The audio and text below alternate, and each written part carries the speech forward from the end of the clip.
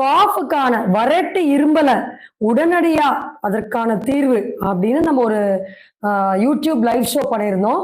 So கொஞ்சம் network இஷ்யூஸ்னால அதுல சொன்ன சில இன்ஃபர்மேஷன்ஸ் எல்லாம் கிளியரா இல்லை. அதனால தான் இந்த பதிவு. இந்த பர்டிகுலர் பதிவுல நம்ம அதுல என்னென்ன சொன்னமோ அதை இன்னும் டீட்டெயிலா தெளிவாக விளக்கத்தோட பார்க்க போறோம்.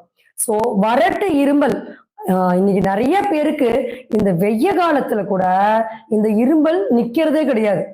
முதல்ல நம்ம நல்லா தெரிஞ்சுக்கணும், சளிதான் முதல்ல பிடிச்சிருக்கும்.